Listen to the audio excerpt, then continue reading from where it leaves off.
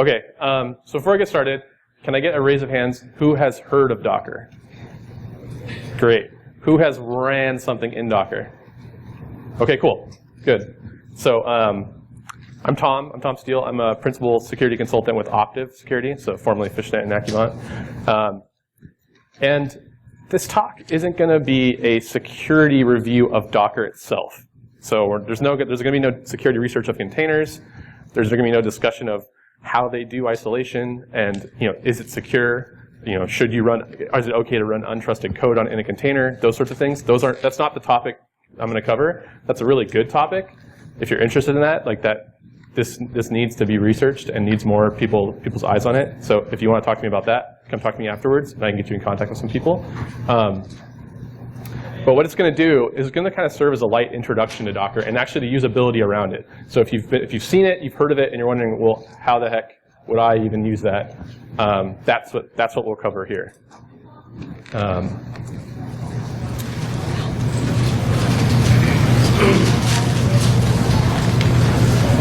Okay, and to start right off, to kind of get you maybe hooked a little bit, we're just going to start off with a demo.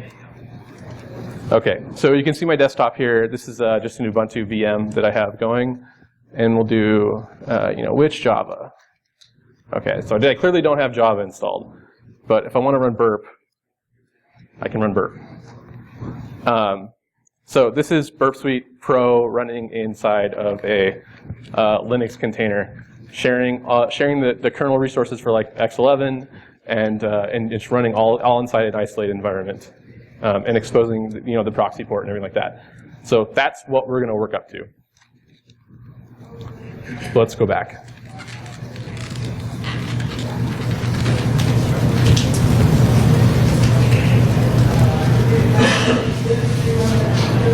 Okay, so what is Docker? What is Docker after all? Docker is basically an abstraction layer built on top of containers. Linux containers are kind of similar to FreeBSD jails, if you've ever heard of that. It's been described as cheroot on steroids. So conceptually, Docker is a lot like a VM. But technically, it's not at all the same. But conceptually, it is. Essentially, what happens when we run Docker is we share the kernel with the host, and we have kind of this separate userland that runs in its own environment, just like a jail or cheroot would. But the differences between VMware is if we look at the image on the right, we can see that we have several layers. We have the server, which is that's your hardware, the host OS, and then you run your hypervisor, which is VMware, VirtualBox, what have you. And then on top of that, in a VM, you have your guest OS, and then on top of that, you have your standard library, your binaries, and then you would run your application inside this VM. So you have this extra layer here. Whereas with Docker, we get rid of the hypervisor and the guest OS, and we simply replace it with the Docker engine, and then our containers share the host OS's kernel. But they duplicate their user land with the bins and libraries, and you duplicate your application there.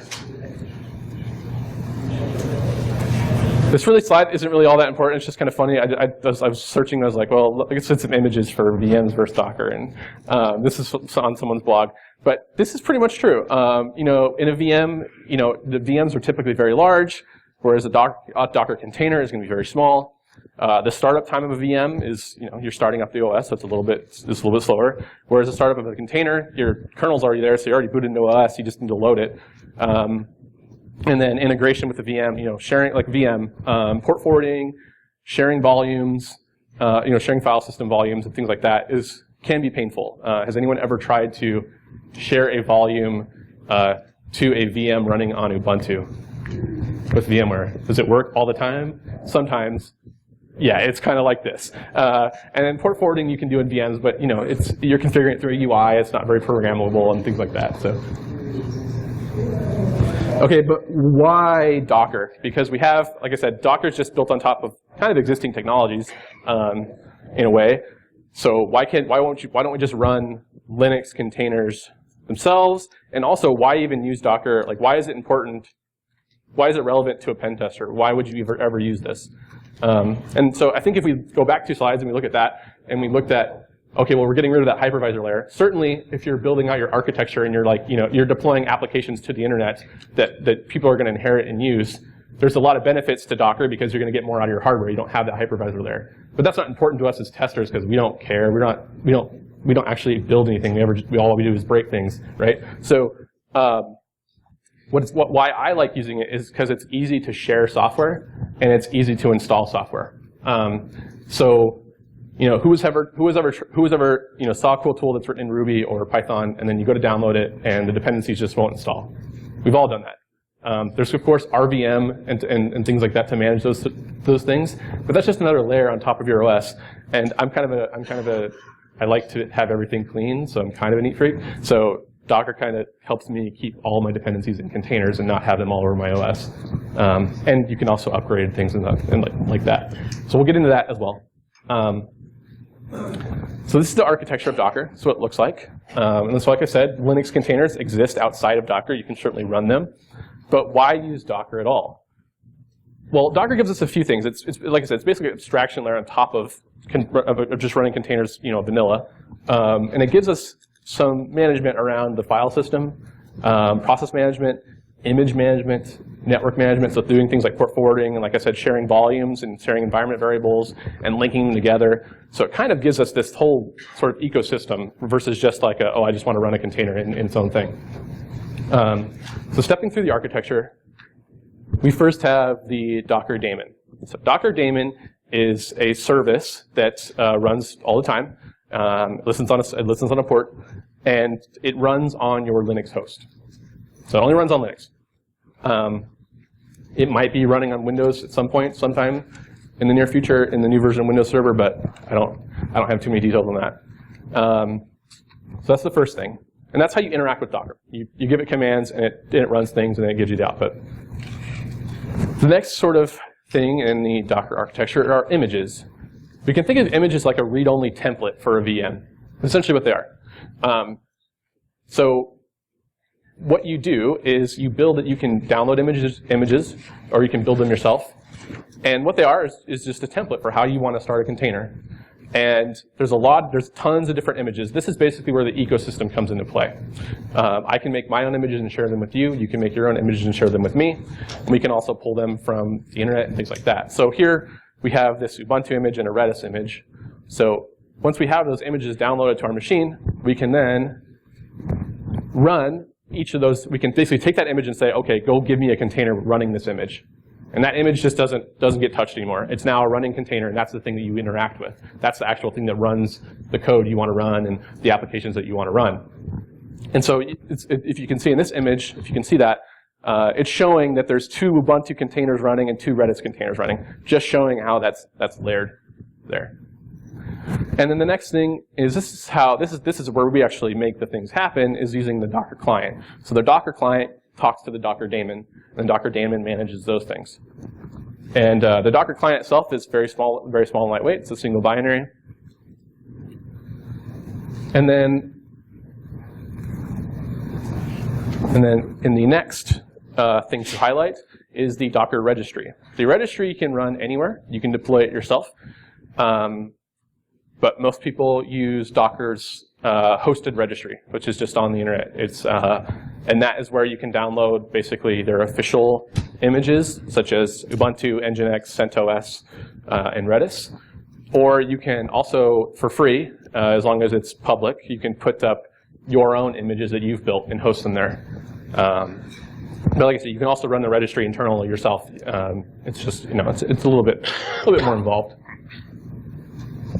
So what does Docker registry look like? This is what the Docker registry looks like. So this is the official repository for Redis. Official means that it's maintained by Docker themselves. It's certainly important to remember that when you pull an image off of the Docker registry, you're essentially running something untrusted. I haven't seen anyone talk about this, but I could certainly push an image up there that does something malicious to your machine.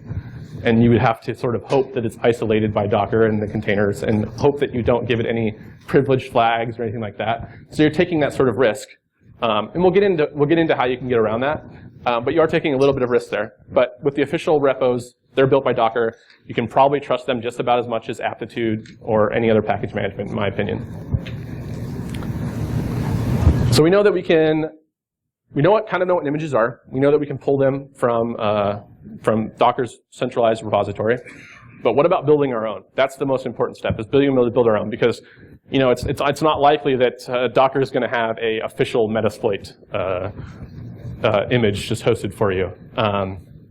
But how do we build our own? So I kind of stepped through this example of how we would go from wanting to install recon-ng in a container and how we would build that image. So there's several ways to build images yourself. The most easiest way and best way to do it is to write what's called a Docker file. A Docker file is basically just a recipe with some keywords. So they take just a very small, well-documented subset of keywords. So the first one that you give it is this. And you can't see that.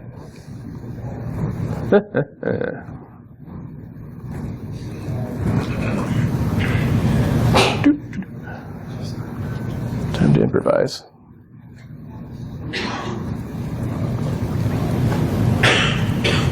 Oh, you can't see that either.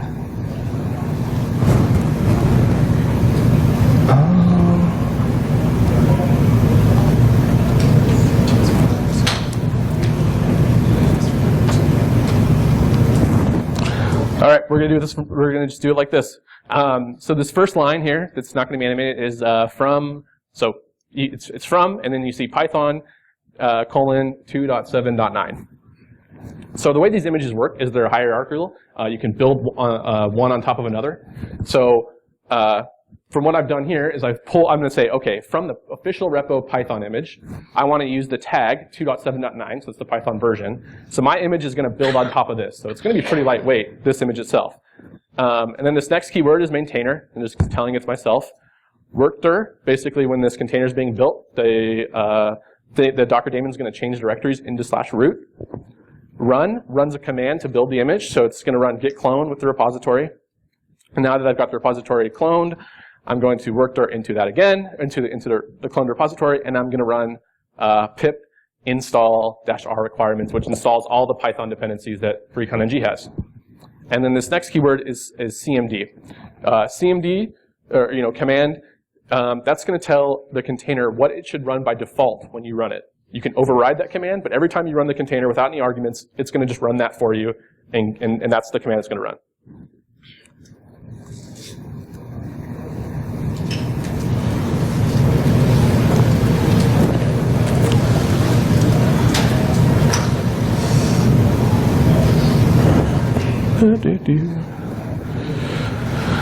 Okay, that's just, and then this is just a slide showing you that it's, by example, you call it capital D Docker file, and you can just put it in a directory there and then build it.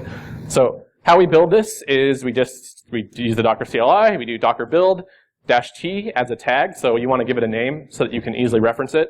So I'm going to call this Tom Steele -recon-ng, and then the location of the Docker file, which is in the same directory. And you'll see it starts running through our commands here.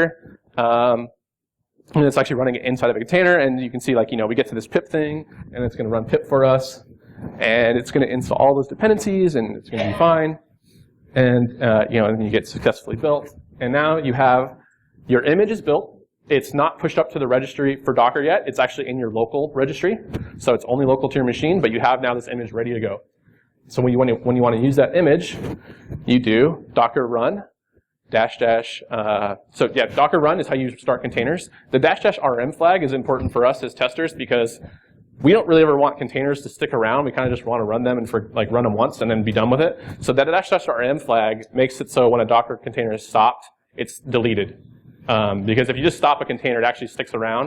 And that's good. You can restart it and things like that. So if you have an application, you can stop and then start. That's good. -it is important because -i means that we want to keep using standard in, and -t allocates a pseudo terminal so that we can actually interact with it. And then you give it the name of the image you want to run.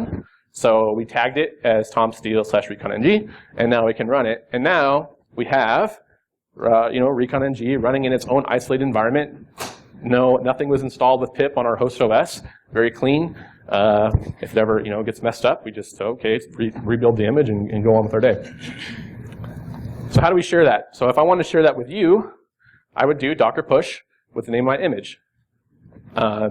And that's gonna authenticate me to Docker here, and it's just gonna push that entire image. It's gonna push up into Docker's repository.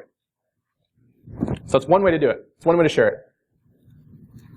Of course, after it's been pushed, another machine. Hopefully you can see that this is Ubuntu. This wasn't on my MacBook, so it's a VM.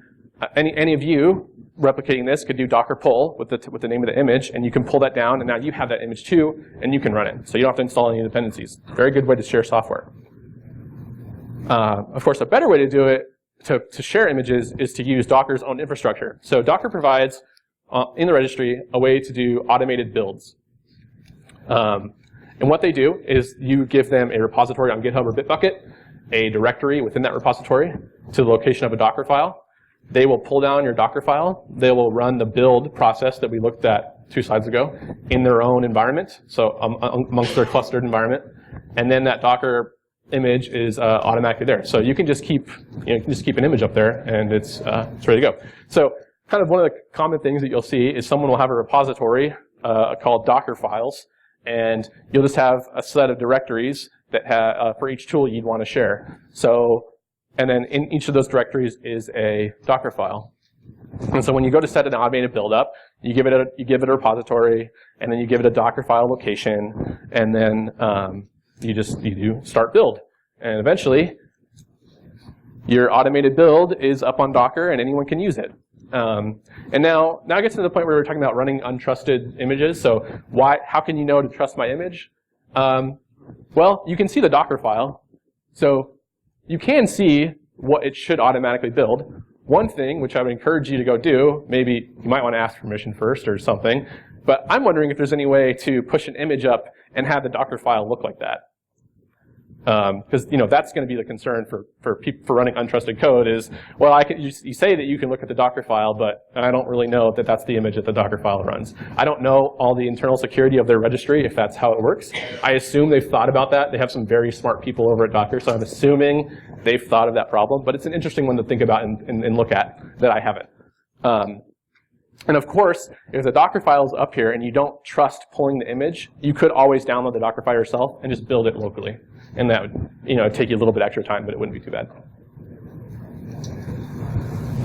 And then another thing I'll talk about on this one is that if you do write your own application and you want to share that with people, one good thing to do with automated builds is you can make this trigger on a commit. So when you commit code to your app, it can go build a new image for you, and then people can just download that. And we'll walk through that a little bit later. Okay, so let's quickly, before we start in the demos, since I'm going to be using OS X, let's quickly talk about Docker on OS X Windows. So, like I said, the Docker daemon only runs on Linux. You can't run it on OS X and Windows yet. So basically what you have to do is you have to run VMware or VirtualBox or some other thing on OS X, and then you run a tiny Linux VM on that, and it's called boot to Docker. And basically all it does is that's what it does. It boots and it runs Docker. That's all it has to do. And then the Docker daemon actually runs on that virtual machine. There's a very good program called Docker Machine if you want to use Docker on OS X. I personally just like using Linux. But if you want to use on OS X or Docker or Windows, you can use Docker Machine. And Docker Machine automates the creation, destroying, setting up your Docker client to talk to the VMs and everything like that. So kind of think it a little bit like Vagrant if you're familiar with that. Okay, let's jump into the demos. I'm going to minimize this.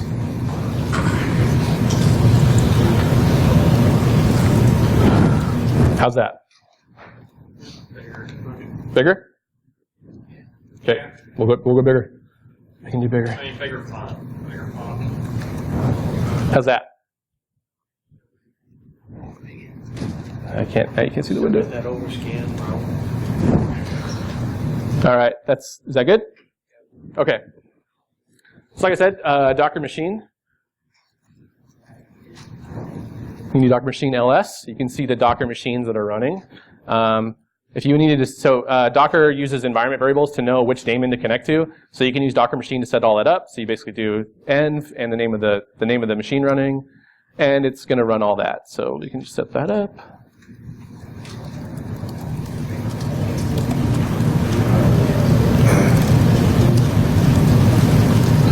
And now Docker is talking to the VM. So Docker images, this is the command to list all the images that you have.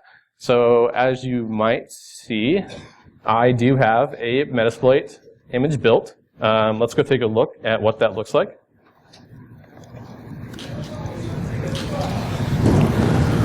So this is basically the process that you would have to go through to install Metasploit on Linux, by just a vanilla version of Metasploit.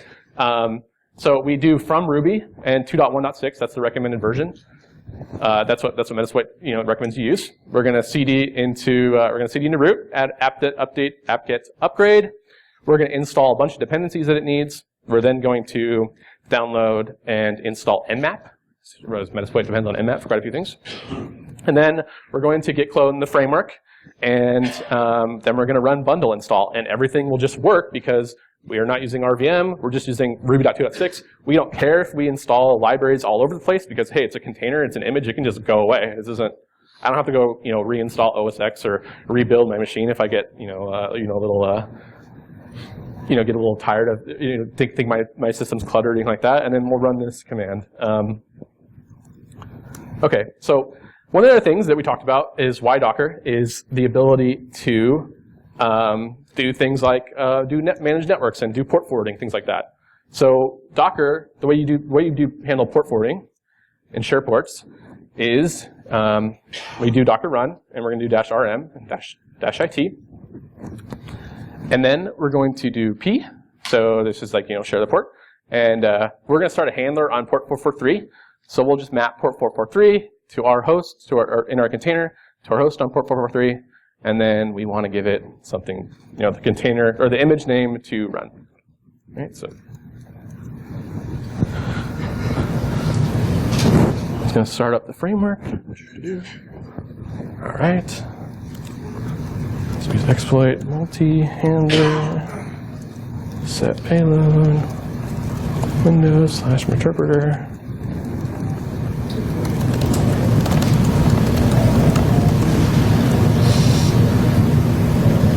All right. Set host. Yeah, don't worry about this one. You don't need. This isn't. I'm just getting the IP of my Docker machine.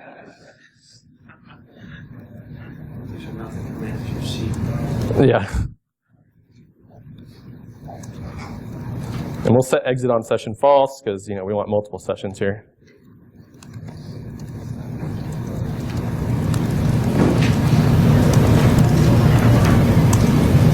Okay, so our handler's running, so we should be able to talk directly to the container, or we should be able to basically talk to the Docker host that's port forwarding the port to the container, and that should just work. And we can curl it. So if you're familiar with how Metasploit interpreter works, if you don't give it a correct URI, you basically get what makes you think it's Apache, and so you need RPG's URI. And so for this demo, I was going to go be like, all right, let's go into Windows and we'll launch a payload.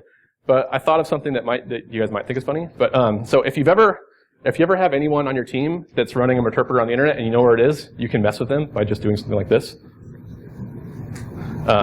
Just run Apache benchmark against a URI that looks like this. And yeah, they get pretty messed up. So I think that I was giving tips to one of the guys in the pros versus Joes to just run this against all the pros. Yeah, just do that a few million times. Scan the internet and do it. It'd be funny. Yeah, you can't use that now. Okay, so if we actually try to look at this, I can't Control-C out of this fast enough. I can't get this container to stop. So to stop a running container, we can do Docker PS. Oh, I'm gonna get set my.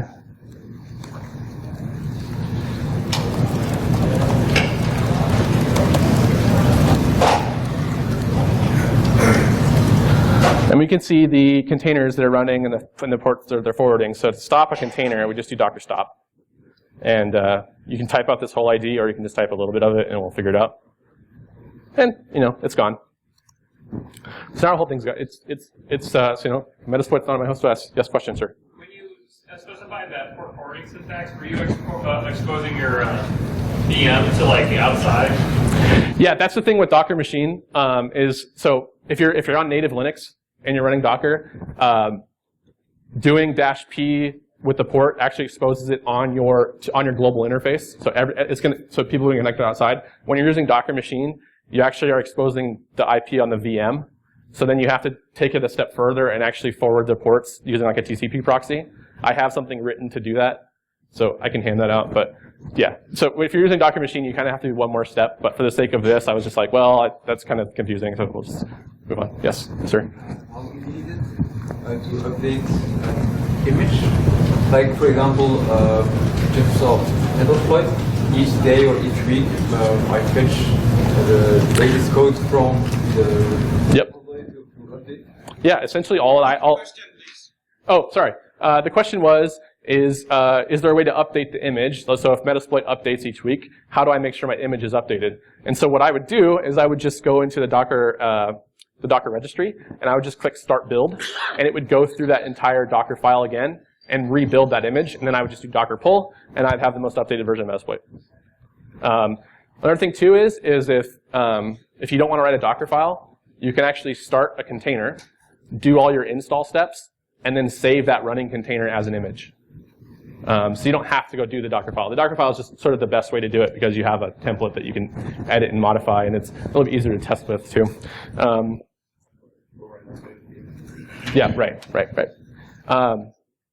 Okay, so we talked about port forwarding. Let's talk quickly about sharing files.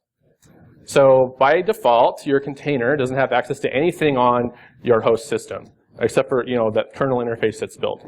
But sharing files is the thing that you want to do, especially with like Metasploit and ReconNG. If you want to run export or something, you have to be able to get that. You want to be able to get that data off of that container and into you. So I'm just going to show you how to do that just with a flat Ubuntu a container. So you do -it or -it. You use the -v flag, and then you use a full path to the directory you want to share. So I'm just going to share this Metasploit directory, and then colon and where you want to map it to the container. So I use the -data, and I run Ubuntu and the command I want to run. And now when I go to /data, I can see my Docker file living on the host. So that's how we can share data across our host OS to our containers and back and forth. Can you do that when the Docker's running? If you have already started it, can you add it retroactively, or do you have to initialize that? I don't think you can, but let me know if I'm wrong. I could be. They keep adding new features, so like certainly you didn't used to be able to do that, but you can't. You kind of can. But one thing you can do, and that's a good point, is on a running container, you can do. So I'll just I need Docker PS. So on a running container, you can do Docker exec and the container ID.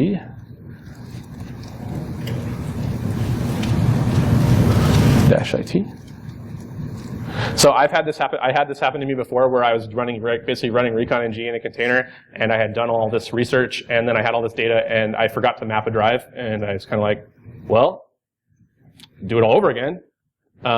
But you can use Docker exec, and then once so I'm in the same container. But you could what I did end up doing is just installing SSH server, and then figuring out, and then getting into another container, and then jumping to that, and then kind of doing it. It's turtles all the way down, man. It's fine. So yeah, you can exec into it, install SSH, or if install SSH just the client, and then SCP the files back to yourself, something like that. So yeah, that's how I would handle it. I'd be interested to see if you could map a share to a running container. I don't think you can, but I won't say that you can't. Okay, next demo.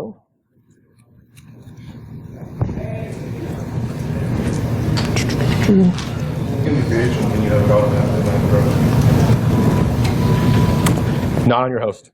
What was the question? Oh, sorry. Sorry, guys. The question was, in the image creation, can you have it automatically map a drive? You can have it map a volume that is shared across other containers, but you cannot map something on your host OS. So one of the things that I'm not going to get into here, because it's kind of like, it's not really, it's just kind of, there's so many different variables you could get across. But the cool stuff too is when you start creating containers that can talk to other containers. And that's the sort of thing where you can share volumes across containers. You can map ports to different containers based on environment variables. So one thing that would be that would be good to do is if you were running the Metasploit container, for instance, and you wanted to attach a Postgres database, how do you do that? Well, what you'd want to do is start the Postgres, use the Postgres image, start it in a container, and then share like a database the database YAML file to the Metasploit container with the environment variables from the Postgres container and link them together, and then they would be able to talk to each other, and you can have containers kind of talking to each other. And that's basically where Docker gets really awesome for infrastructure-wise, because you can just if you're writing some application and you have a database and you have maybe a caching layer, you can just put the containers up on the server. You don't have to worry about ops going and having to deploy install processes and update those things. It's mostly just like, okay, you got a new version of the app. Well, let's just replace the app container and keep the database container running, and pretty much good to go.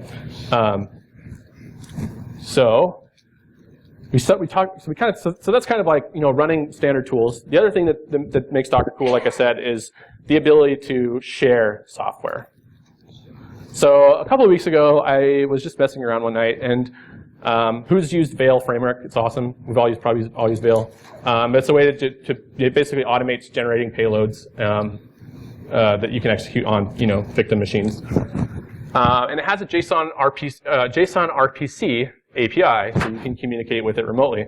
So I was like, I like building web apps. I pretty much just put a web app on everything and call it a day.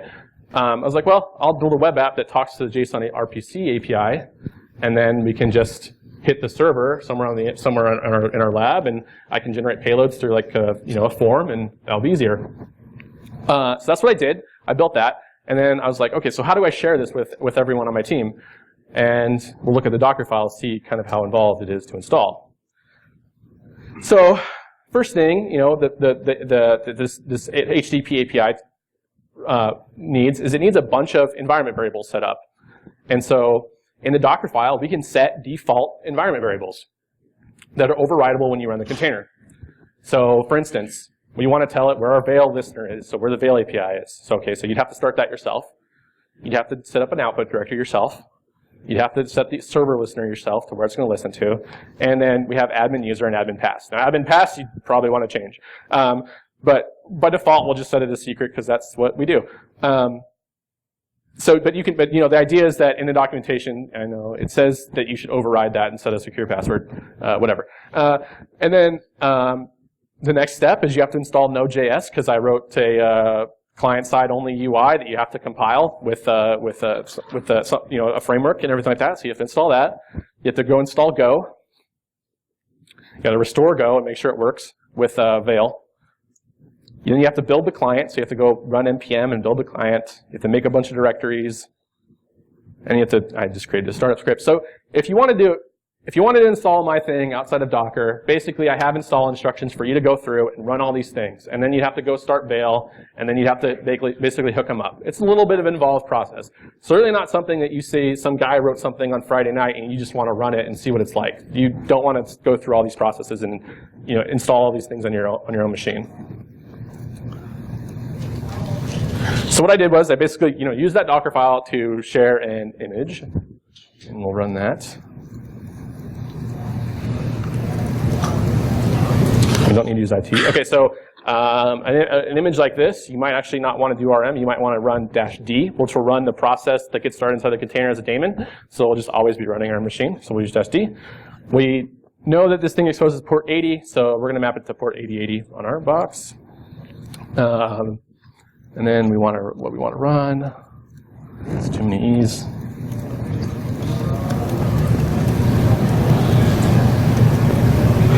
And now it should be running. Okay.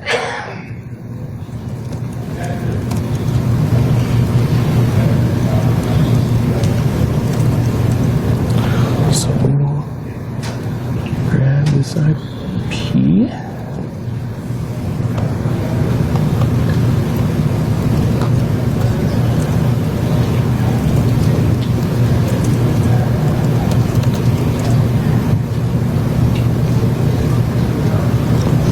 And so this is the validation API. I can run through this. It's pretty cool. I think it's pretty cool. So say we want to generate a Go interpreter HTTP payload. We go get the option. We'll just give it this IP 443. Do generate.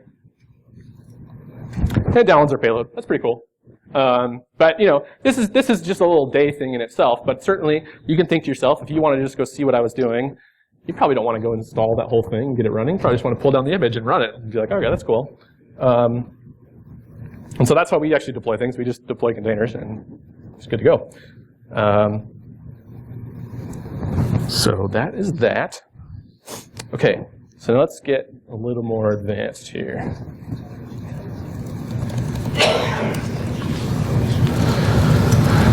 So in the beginning, we saw that I don't have Java installed on this machine. I don't want to install Java. I just want to run burp.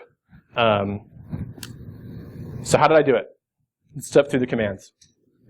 So we use docker run -it -rm, we're familiar with. I then want to map volumes. So I want to map my Java preferences file for burp so that I don't have to keep, basically, I don't want to license it I don't want to hit their licensing server every time and exceed my allowed numbers. Don't abuse this. Burp is really cheap, so if you like run this on a bunch of machines because you can abuse it, that's kind of a dick move, but that's okay. I mean, yeah, don't do that. And then I want to map any extensions I have. So I use a lot of burp extensions. We probably all do, and so I just keep them in a folder called extensions, and I map that on the container to extensions. And then I want to map just a general directory where I have burp, and also map a directory so I can like do something like save my burp state, because you know that's what you want to do when you're working on a web app is you want to save your state. You don't want to just delete that file or whatever. And then you want to be able to share states files and things like that. Now we have to be using the UI, so we have to share the UI. We have to share X11. So what we do is we do -v and we share our X11 unit, our socket there, our socket file there with temp, and then we have to inside the container set the display environment variable to our display environment variable. And then this next command, --net host. What this does is every single port that is listening in the container is now listening on my host OS. If you are in security and you have developers or operations teams that are doing this option, just tell them not to do it, because you shouldn't do this. You should only do this when you're just messing around yourself on your you should know what you're doing here.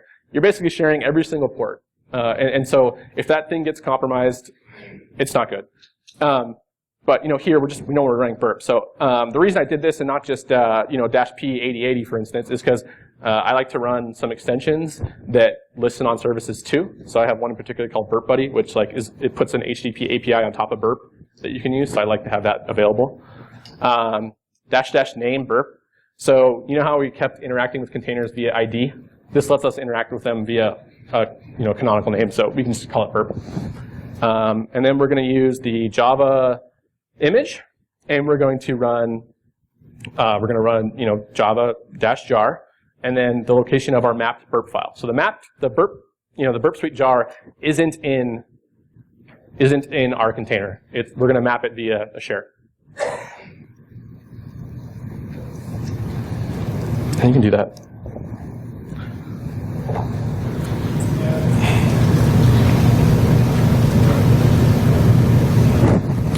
And there you go. So we can come in here and we can go into preferences. I'll show you this real quick. So if we run, try to make that bigger.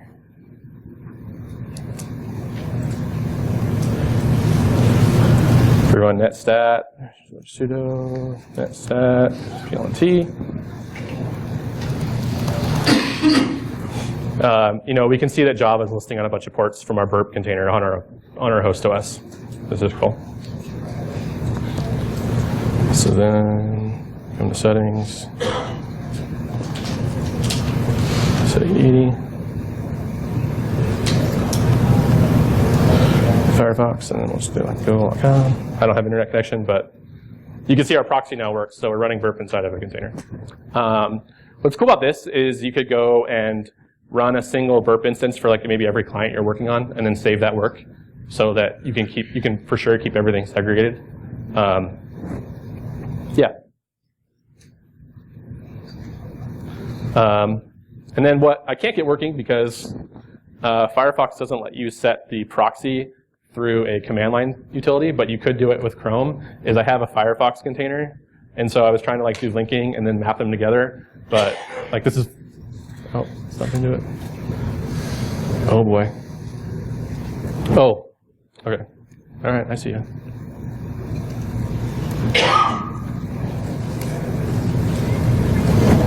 Oh, I messed this up.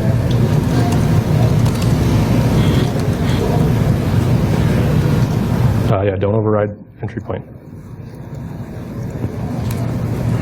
So I was trying to get this talking to burp through environment variables and stuff, but Firefox doesn't let you run with a proxy command, but you could do this with Chrome. And so you could basically decide not to expose any of burp's ports to your host OS, just expose them to Docker, and then you could have another container that could talk to that one and use those ports. But like I said, Firefox doesn't work like that. So you could build your own Firefox image, but I didn't want to do that either. It's probably just easier to run Firefox. You already have it installed, so it's kind of just, you're kind of just going overkill at that point.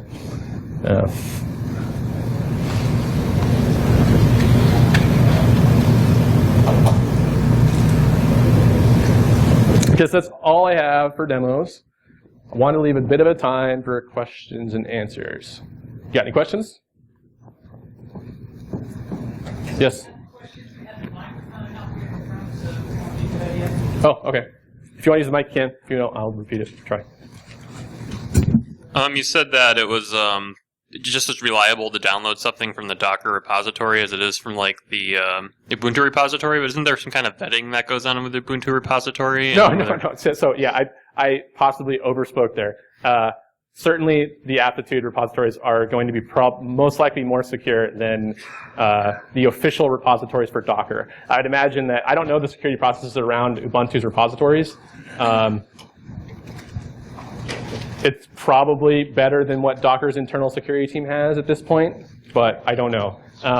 There is signing there's signing in place, but it's not really enforced yet in the Docker image. So you'll see, like if you download an image, it will say like, it'll give you the signature, but it will basically say it's not verified. So they haven't built that in yet, but that's something that they're going to do. But anyone can just upload something. Oh yeah, you can push anything you want. So yeah, that's the thing is like, I typically tend to trust the official repos. But if it's just, Bob slash Firefox, I might not trust that. I might just go ahead and download his Docker file and inspect it and build it myself. Yeah. Yeah, so the images can basically have anything they want.